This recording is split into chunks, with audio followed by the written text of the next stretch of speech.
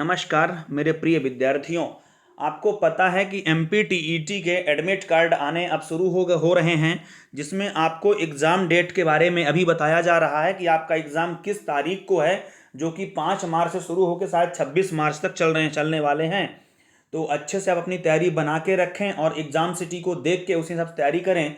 8 दिन पहले शायद आपकी एग्ज़ाम सिटी बता दी जाएगी और 3 दिन पहले पूरा आपका एडमिट कार्ड यानी सेंटर सहित सब कुछ पता चल जाएगा। तो चलिए हम आपको पूरा कंप्लीट सिलेबस की बात कर रहे हैं कि अब आखिरी जो डे है उसमें आपको क्या क्या रिवाइज करना है और कैसे कैसे आपको तैयारी करना है। तो हम चलिए आपको बढ़िया विधिवत दिखाते हैं, तो कंप्लीट उसको एक बार अच्छे से समझ लें और उसी हिसाब से अपनी तैयारी को आगे बढ़ाएं। सिर्फ रिवाइज करना है मेन पॉइंट को। तो ये आप देख सकते हैं प्रोफेशनल एग्जामिनेशन बोर्ड के द्वारा जो नोटिफिकेशन जारी किया गया था वही है ये। तो चलिए इसमें हम आपको सिलेबस के पास चलते हैं, क्योंकि आपका पूरा काम अब हो चुका है, फॉर्म अप्लाई कर चुके हैं, पूरी जानकारी आपके पास। सीधा हम आपको लेके चलते हैं सिलेबस में। यहाँ पे ये भी देख लेंगे कि जो भी अनुसूचित जाति, जनजाति, अन्य पिछड़ा वर्ग, दिव्यांग व्यक्ति हैं उसके लिए 50% अगर पाएंगे वो, तब वो क्वालिफाई होना अनिवार्य है। और अन्य के लिए 60% यानी कि 90 नंबर होना अनिवार्य है, तब वो क्वालिफाई होंगे। बाकी पूरे नियम कानून आपको पता है, नहीं भी पता होंगे तो आप लास्ट में उसको देख लेंगे। हम सीधा चलते हैं सिलेबस की ओर। तो उस सिलेबस में आप अच्छे से कवर कर लेंगे कि माने क्या क्या आपको कितना कितना पढ़ना है, तो आपको और अच्छे से कवर हो जाएगा। तो पूरी नई अपडेट के लिए चैनल को सब्सक्राइब कर लें अच्छे से और बेल आइकन को प्रेस कर लें, जिससे पूरी अपडेट आपको मिलती रहे। और ज़्यादा से ज़्यादा लोगों को शेयर ज़रूर करें। ये आपकी पूरी एग्ज़ाम डेट है, ये है मुख्य सिलेबस आपका, इसको अच्छे से देख लें। अध्याय 3 में जो दिया है प्राथमिक शिक्षक पात्रता परीक्षा 2020 हेतु परीक्षा योजना एवं पाठ्यक्रम, आपको क्या क्या पढ़ना है। पात्रता परीक्षा हेतु 150 अंकों का एक प्रश्न पत्र होगा। परीक्षा की अवधि आपकी 2.5 घंटे की होगी। आपका प्रत्येक प्रश्न 1 अंक का होगा और ऋणात्मक मूल्यांकन नहीं होगा। पात्रता परीक्षा के सभी प्रश्न बहुविकल्पी यानी कि MCQ होंगे, जिनके 4 विकल्प दिए होंगे और 1 विकल्प आपका सही होगा। इसमें पहला पॉइंट है आपका बाल विकास। इसी को आपको बेहद अच्छे से कवर करना पड़ेगा। इसके 2 चैप्टर हैं, बाल विकास एवं शिक्षा शास्त्र, चाइल्ड डेवलपमेंट एंड पेडागॉगी। ये दोनों मिलके आपके 30 MCQ आएंगे, जो 30 नंबर के ही होंगे। 15 नंबर का आपका होगा, 15 नंबर का आपका बाल विकास और 15 नंबर आपका शिक्षा शास्त्र। भाषा 1, भाषा 2, इसमें आप जो भी हिंदी, अंग्रेजी, संस्कृत जो भी आप चूज किए होंगे फॉर्म भरते समय, आप उसी को पढ़ेंगे और पेपर में उसी को हल भी करेंगे। ये लैंग्वेज फर्स्ट दिया हुआ है, इसमें आप हिंदी ले सकते हैं, इंग्लिश, संस्कृत कुछ भी ले सकते हैं। भाषा फर्स्ट, भाषा सेकंड, ये दोनों आपके 30-30 अंक के आएंगे। फिर है गणित, इसमें भी आपका 15 नंबर का जो गणित का पार्ट रहेगा वो, और 15 नंबर का इसमें पेडागॉगी रहेगी, यानी जो गणित का शिक्षा शास्त्र रहेगा। इसमें भी टोटल 30 अंक के प्रश्न आने हैं। और ऐसे ही पर्यावरण अध्ययन में भी 30 नंबर के आने हैं। यानी इस प्रकार जो आपका टोटल 150 नंबर का आना है पेपर। 30 नंबर का आपकी बाल विकास, 30 नंबर की आपकी भाषा फर्स्ट, भाषा सेकंड, गणित आपकी 30 नंबर की और पर्यावरण आपकी 30 नंबर की। इस प्रकार टोटल आपका 150 का पेपर आने वाला है और 150 नंबर का ही रहेगा। इसको अच्छे से कर लेंगे। मुख्य रूप से आप इसको समझेंगे कि आपको पढ़ना क्या है। यहाँ पे आप समझ लेंगे अच्छे से कि बाल विकास एवं शिक्षा शास्त्र के प्रश्न 6 से 11 वर्ष की आयु के शिक्षण समूह एवं सीखने के शैक्षिक मनोविज्ञान पर आधारित होंगे।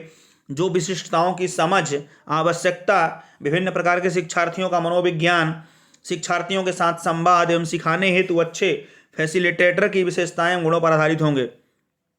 भाषा 1 के प्रश्न आवेदन पत्र में चुनी गई भाषा के माध्यम में प्रवाहिता पर आधारित होंगे। भाषा 2 भाषा 1 से पृथक होगी। आवेदक आवेदन पत्र में हिंदी, अंग्रेजी, संस्कृत व उर्दू में से कोई भाषा चुन सकेंगे और आवेदन पत्र में चुनी गई भाषा के प्रश्न ही हल कर सकेंगे। भाषा 2 के प्रश्न भाषा के तत्व, संप्रेषण, समझने की क्षमताओं पर आधारित होंगे। फिर गणित एवं पर्यावरण अध्ययन में प्रश्न विषय की अवधारणा, समस्या का समाधान और पेडागॉगी की समझ पर आधारित होंगे। प्रश्न पत्र में प्रश्न जो है मध्य प्रदेश राज्य के कक्षा 1 से 5 तक के प्रचलित पाठ्यक्रम पाठ्य पुस्तकों के टॉपिक्स पर आधारित होंगे, लेकिन इनका कठिनाई स्तर एवं संबंधित हाई स्कूल स्तर तक की हो सकती है। हम आपको दिखाते हैं बाल विकास में आपको पढ़ना क्या क्या है। बाल विकास से आपको टोटल 30 नंबर का आना है, जिसमें स्पेशली बाल विकास से 15 नंबर का रहेगा और शिक्षा शास्त्र से 5 नंबर का रहेगा। तो बाल विकास में आपको क्या क्या पढ़ना, आप अच्छे से ये समझ लें। आपका पहला चैप्टर रहेगा बाल विकास की अवधारणा एवं इसका अधिगम से संबंध। दूसरा है विकास और विकास को प्रभावित करने वाले कारक। तीसरा है बाल विकास के सिद्धांत। चौथा है बालकों का मानसिक स्वास्थ्य एवं व्यवहार संबंधी समस्याएं। फिर वंशानुक्रम एवं वातावरण का प्रभाव, सामाजिकरण प्रक्रियाएं, सामाजिक जगत के एवं बच्चे, शिक्षक अभिभावक साथी, पियाजे, पावलाव, कोहलर और थॉर्नडाइक रचना एवं आलोचनात्मक स्वरूप।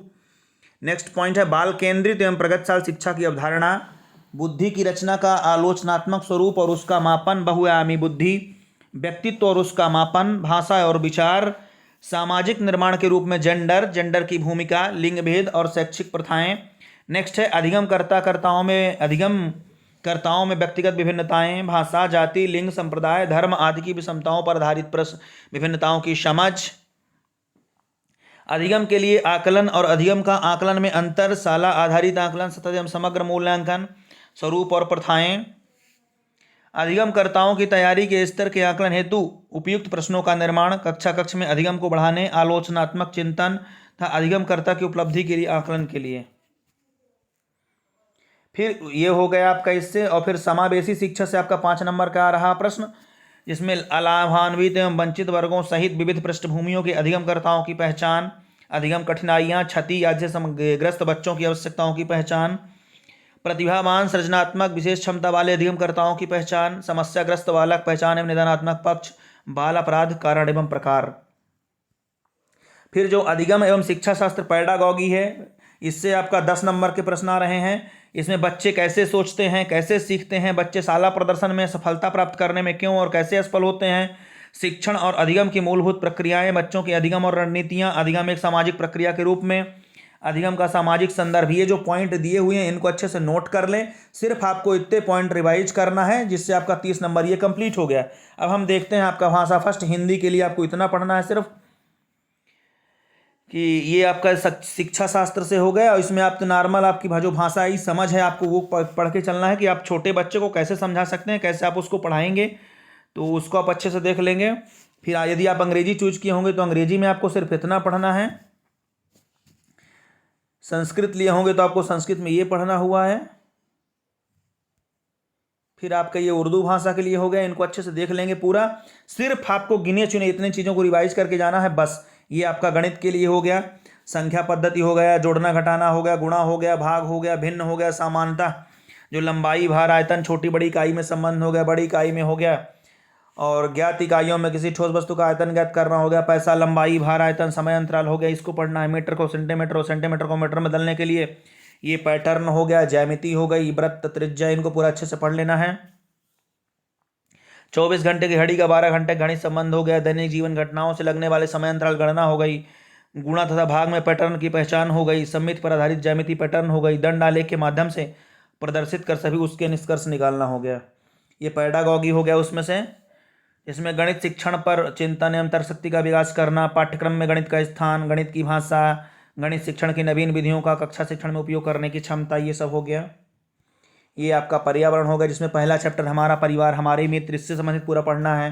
खेल एवं कार्य पढ़ना है, आवास पढ़ना है, हमारी भोजन और आदतें पढ़ना है, पानी, हवा और प्रदूषण के संक्रमण पढ़ना है, प्रकृति वस्तुएं और उपज पढ़ना है, मानव निर्मित साधन एवं उसके क्रियाकलापों का प्रभाव आपको पढ़ना है। फिर ये अंतरिक्ष विज्ञान से हो गया। फिर पर्यावरण में जो पैडागॉजिकल मुद्दे हैं उसको आपको थोड़ा सा कवर करना पड़ेगा, तो इनको अच्छे से पढ़ लें अच्छे से। यानी 20 नंबर का आपका पर्यावरण से आएगा और 10 नंबर का आपका पैडागॉजी से आएगा। इस प्रकार टोटल सिलेबस बटा हुआ है। तो पूरे सिलेबस को अच्छे से देख के पढ़ें और पूरा कंप्लीट करके पढ़ें। ज़्यादा की चीज़ें जो फालतू एक्स्ट्रा नॉलेज है कुछ को भी आपको नहीं लेना। आपको सिर्फ पेपर में क्वालिफाई होना है और अच्छे मार्क के साथ क्वालिफाई होना है। इसलिए मात्र उतना ही पढ़ें जितना आपके सिलेबस में है। बाकी चीज़ें पढ़ने से भी कोई मतलब नहीं है। बाकी चीज़ें एग्जाम देने के बाद अपने नॉलेज के लिए पढ़ते रहेंगे। बहुत बहुत धन्यवाद। इसी प्रकार के अपडेट के लिए चैनल को सब्सक्राइब कर लेंगे और ज़्यादा से ज़्यादा लोगों को शेयर कर दें।